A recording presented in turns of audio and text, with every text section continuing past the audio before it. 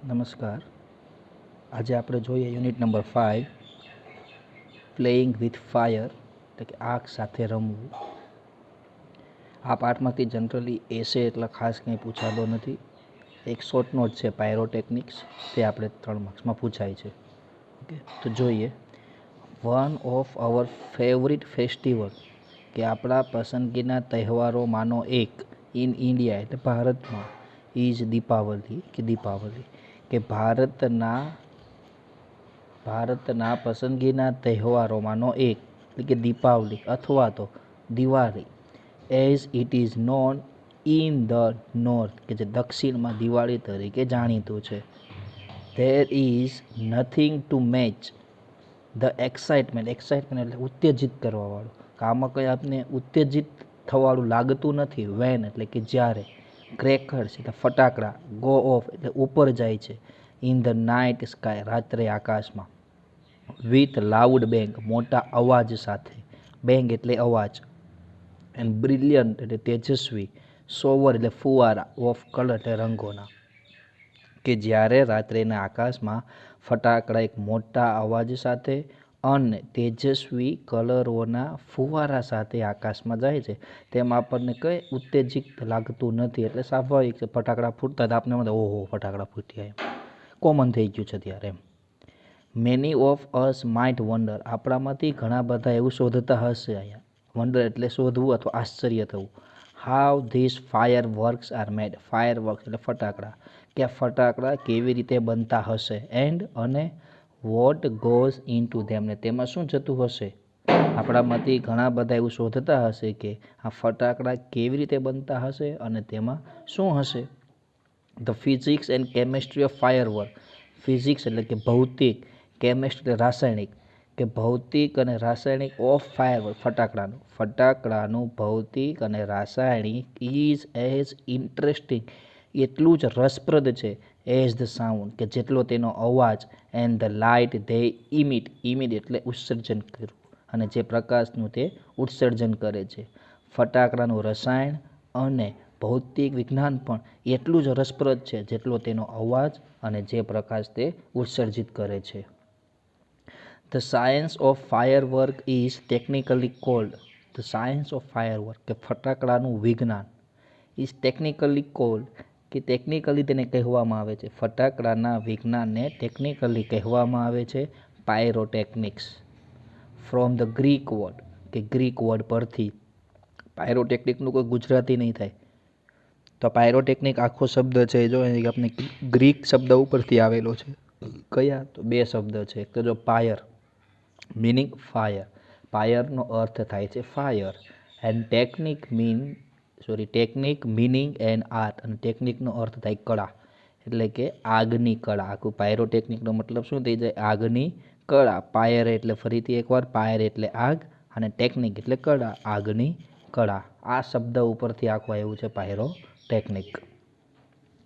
Pyrotechnics include, કે પાયરોટેકનિકમાં સમાવેશ થાય છે, ઇન્ક્લુડ એટલે સમાવેશ થવો, નોટ ઓનલી એટલે ફક્ત, ફાયર વર્ક્સ કે ફટાકડાનો, કે પાયરોટેકનિકમાં ફક્ત ફટાકડાનો સમાવેશ થતો નથી, બટ અલ્સો પરંતુ, અ વોલ એટલે સમગ્ર, રેન્જ એટલે શ્રેણી, ઓફ ડિવાઇસ એટલે સાધનોની, ધેટ યુઝ કે જેનો ઉપયોગ થતો હોય, સિમિલર મટીરિયલ એક જ પ્રકારના પદાર્થો, એન્ડ પ્રિન્સિપલ એટલે કે સિદ્ધાંતો. જો આ પ્રિન્સિપાલ નથી આચાર્ય, પ્રિન્સિપલ એટલે સિદ્ધાંતો. ફરીથી એકવાર જોઈએ એટલું, કે પાયરોટેકનિકમાં ફક્ત ફટાકડાનો સમાવેશ થતો નથી, પરંતુ સમગ્ર એવી શ્રેણી કે જેમાં એક જ પ્રકારના પદાર્થો અને સિદ્ધાંતોનો ઉપયોગ થતો હોય.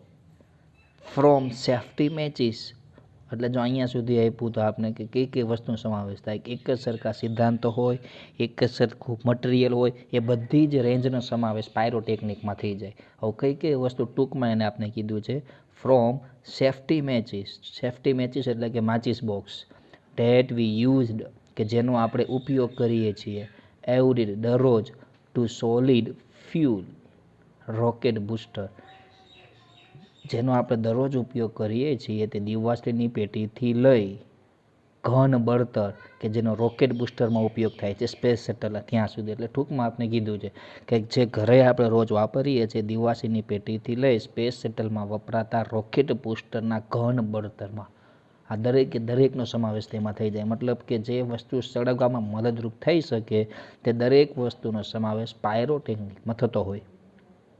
જો સળગતી હોય ને સળગવામાં મદદરૂપ થાય તે.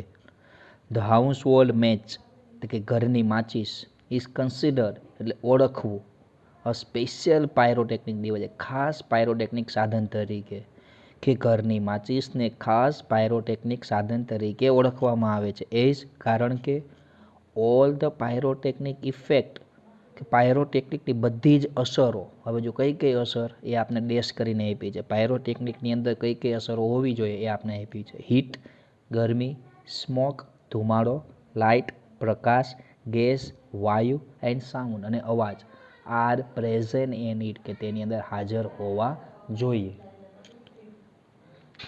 સમ હિસ્ટ્રિયન્સ સેઝ ધેટ કેટલાક ઇતિહાસકારો કહે છે કે બ્લેક પાવડર, કેટલાક હિસ્ટ્રિયન્સ એટલે કે ઇતિહાસકારો, કેટલાક ઇતિહાસકારો કહે છે કે black powder the basic material used in firework કે ફટાકડામાં વપરાતો પાયાનો પદાર્થ છે black powder was invented in India કે જેની શોધ ભારતમાં થઈ હતી. કેટલાક ઇતિહાસકારો કહે છે કે ફટાકડામાં વપરાતો મહત્વનો અથવા તો પાયાનો પદાર્થ બ્લેક પાવડરની શોધ ભારતમાં થઈ હતી.